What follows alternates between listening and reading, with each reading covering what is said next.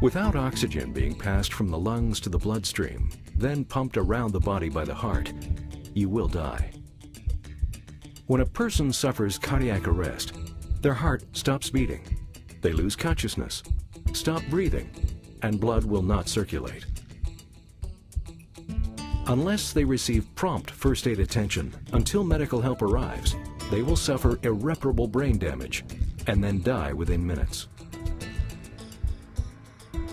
In this program, we show the technique that should be employed in performing cardiopulmonary resuscitation only on an adult. We are therefore assuming that you have a general knowledge of first aid principles. CPR is a technique that can save lives when performed correctly. Simply put, CPR is the technique of rescue breathing in conjunction with chest compressions. CPR involves the squashing of the heart between the breastbone and the backbone. This, combined with breathing into the casualty's airway, usually the mouth, can supply oxygen to the lungs and to the circulating blood. Obviously, squashing the heart is the only way a rescuer can keep the heart performing its function of pumping and circulating blood around the body.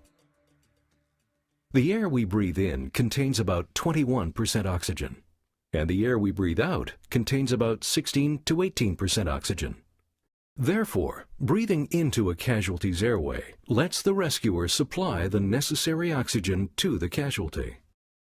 Before commencing CPR, the following basic life support steps must always be completed. Check to make sure there is no immediate or further danger to the rescuer, other personnel, or the casualty. Check for a response. Try to wake the casualty. Raise an alarm and call 911 immediately and see if the casualty is breathing. If the casualty is breathing normally, place them in the recovery position. Wait for medical attention to arrive and monitor their condition regularly.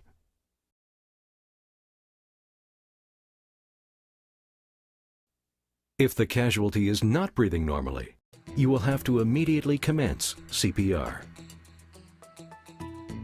For demonstration purposes, we will use this mannequin.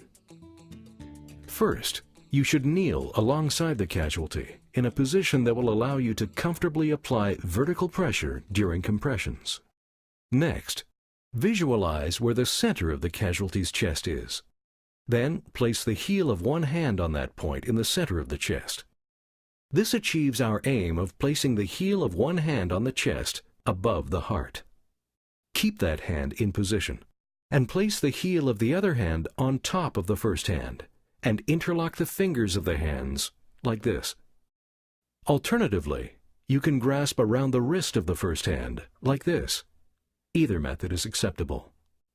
Be sure not to apply any pressure over the casualty's ribs, abdomen, or the bottom end of their sternum, as this can cause damage to internal organs.